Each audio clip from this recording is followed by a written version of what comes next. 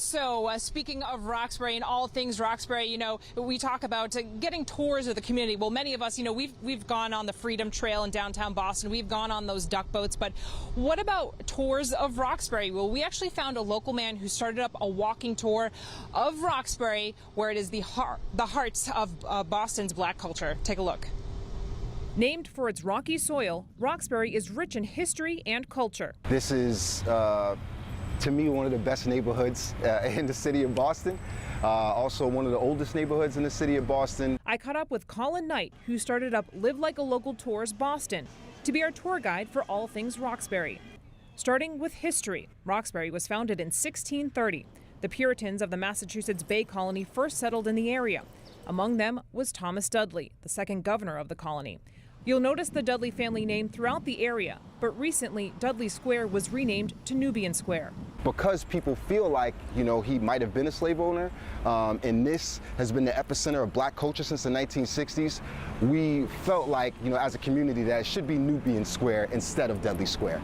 The family did leave one parting gift, the parting stone and mile markers, which served as a guidepost for travelers heading to other towns. Now, today in Nubian Square, you can find a melting pot of cultures, from African American to Hispanic and Caribbean communities. For Colin's tours, his goal is to show that there are pieces of history within the community that can get overlooked. All of these, historical black figures, places that they lived, buildings that are named after them, it's important that we go by and we talk about those stories and talk about their history and their impact on this community. The local eateries and grocery stores also show the community's true character. Tropical Foods, the supermarket of Roxbury, was founded in 1974 by Pastor Medina, who was forced out of Cuba by Fidel Castro. Coming to the U.S. with just the clothes on his back, his grocery store has remained in the family and offers ethnic foods from all over the world.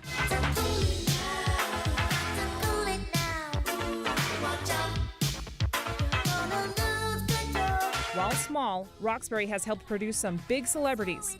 Roxbury's own Bobby Brown and R&B group New Edition, Ronnie, Bobby, Ricky and Mike. If I love the girl, who cares who you like? As well as Dorchester's New Kids on the Block, recorded their albums at this former studio, the House of Hits, in John Elliott Square. The pride for this city is so palpable when we talk about the people who come from it. You should come and visit and push past those perceptions that are being perpetuated across media. And understand that there is history in these neighborhoods.